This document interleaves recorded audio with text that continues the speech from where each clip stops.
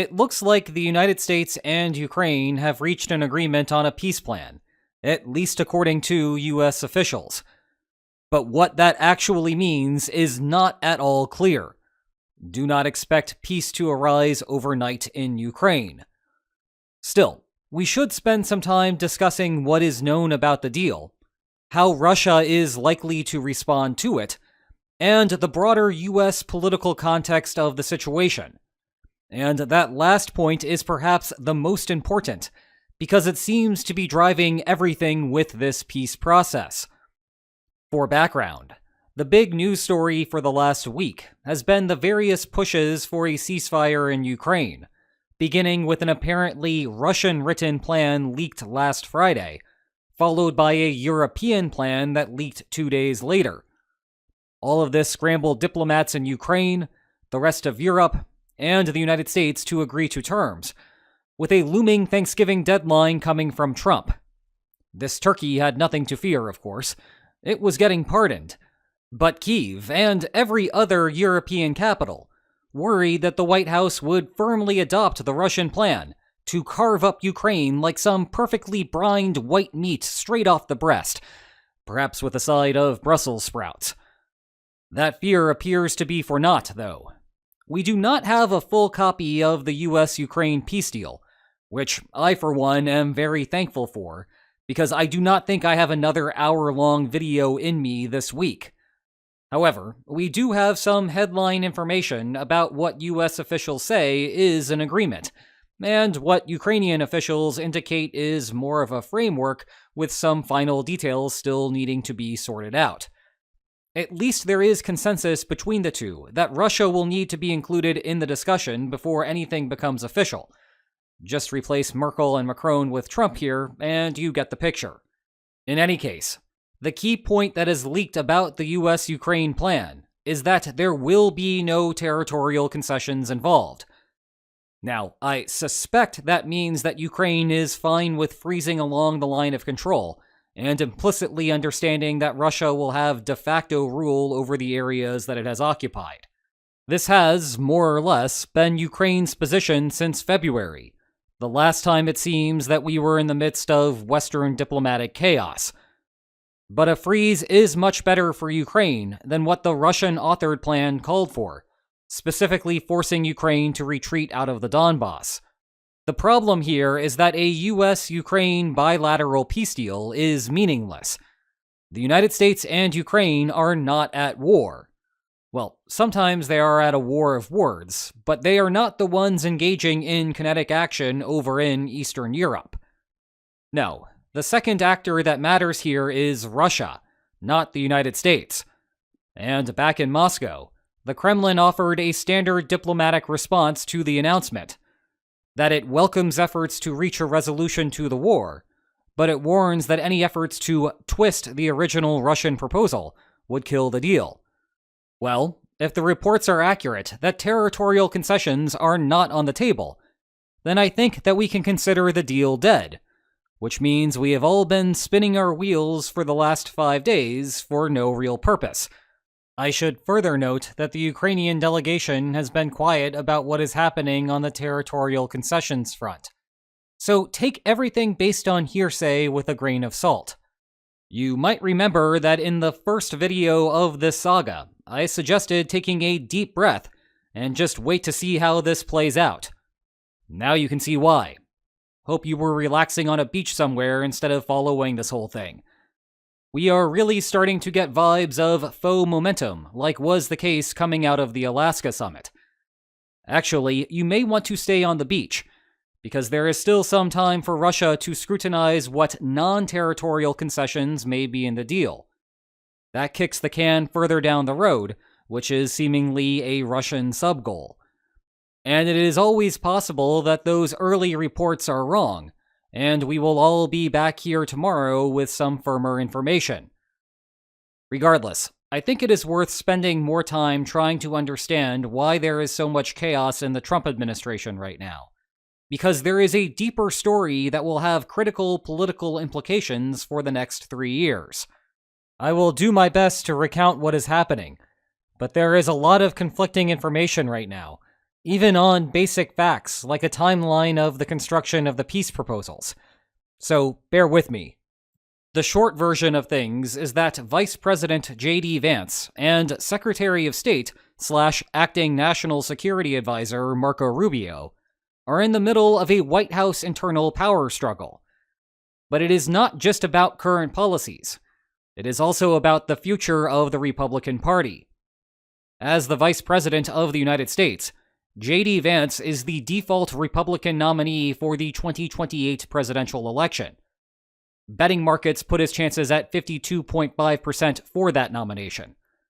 And who is his chief competitor?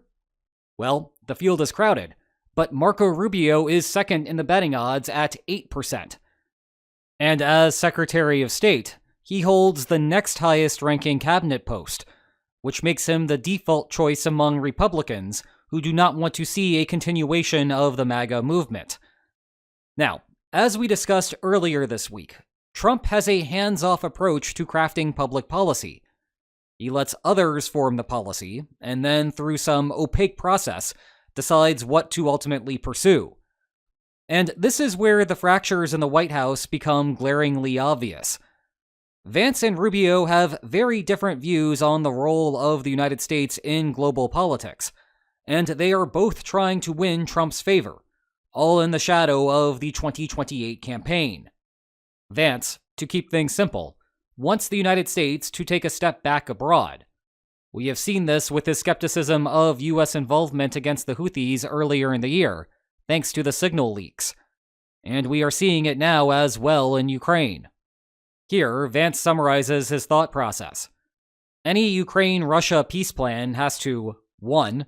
Stop the killing while preserving Ukrainian sovereignty. 2. Be acceptable to both Russia and Ukraine. 3. Maximize the chances the war does not restart.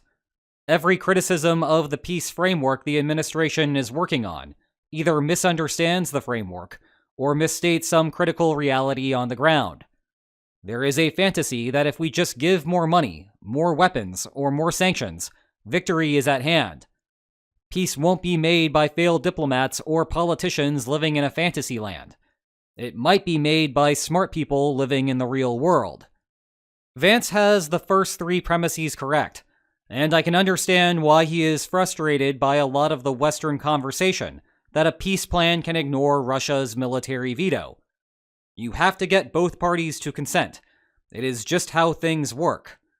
However, his argument falls apart as he tries to draw his conclusions, even ignoring the Diplomacy 101 problems in the original Russian text. As stated, it basically says that the United States and Europe are incapable of militarily coercing Russia. That is not true, but it requires effort. Effort that is not forthcoming from the United States, and as much as Europe hates to hear this, effort that Europe still has not brought forth in sufficient quantities. A better version of this post, one that I do not necessarily agree with, just looking at this in terms of pure argumentation, is as follows.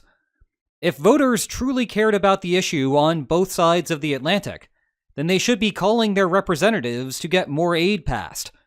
If this has not happened over the course of nearly 4 years, then perhaps it is time to move on. Well stated or not, Vance has that mindset, and he appears to be personally apathetic as to which side receives a more favorable deal. Because when Vance says that the deal has to be acceptable to both Russia and Ukraine, he is implicitly capturing how bargaining ranges can be large. And as we lines on maps enthusiasts all know, there are significant distributional consequences for choosing one versus another. Vance's proxy in these negotiations has been Dan Driscoll, the Secretary of the Army. That is a weird position to run a diplomatic effort, until you realize that Vance and Driscoll are old friends from Yale Law School. That is why Driscoll, who, like Steve Witkoff, has no prior diplomatic experience, is involved in these negotiations. And it shows just how much of a shadow Vance is casting on the talks, even if he is not physically present for them. So Moscow took advantage of the situation and wrote a peace deal that looks very favorable for Russians, and likely too favorable for Ukraine to accept. But no matter. Eventually, they may bargain down to something still very tilted in Russia's favor. Meanwhile, anyone who is more invested in the distributional consequences of a peace deal looked at the initial proposal and thought it was trash. Rubio, it seems, is one such person. Hence why he allegedly told a group of senators that it was not the U.S. position. But then when the senators publicly said that, Rubio had to publicly deny it, lest it cause problems within the White House. Rubio's concerns here are twofold. First, as a simple policy matter, he almost certainly dislikes the deal given his more traditional conservative foreign policy positions. Second, he does not want to be politically associated with a deal that online commentary loves to compare to Munich. Here is the thing. This policy is not popular in the United States. It is not even popular within the president's coalition. And I have brought the polling data to back up my claim. Looking at just Trump voters, not voters overall, just Trump voters, only 16% support Ukraine making territorial concessions to end the war. 46% are against it. More tellingly, month after month, a majority of Trump voters blame Putin for the failure to reach a ceasefire in Ukraine. Blame of Zelensky has trended downward. And the kicker is that blame of Trump is on the rise. Even MAGA conservatives feel that way.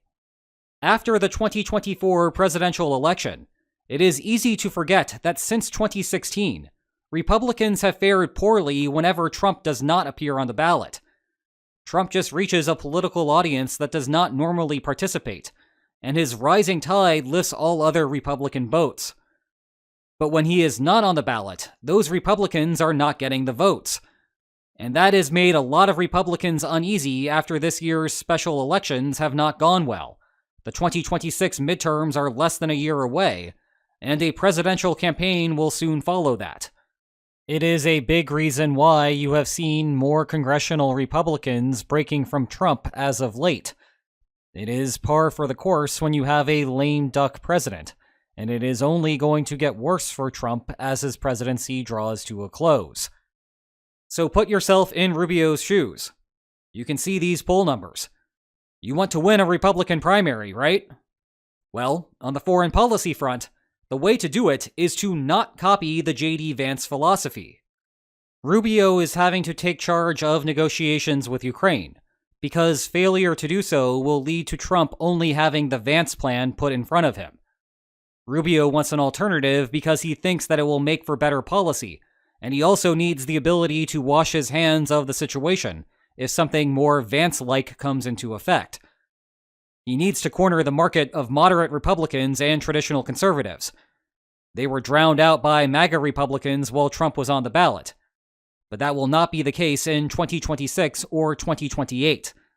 This is Rubio's way of making a move. And that, it seems, is why we are where we are. Meanwhile, if you want to take a break from the US political jockeying, these two books on the war have a much greater international focus. Check the video description for more information about them. And if you enjoyed today's video, then please like, share, and subscribe. And I will see you tomorrow. Nope, I hope not tomorrow. Goodness, I've been doing this too much. I will see you next time. Take care.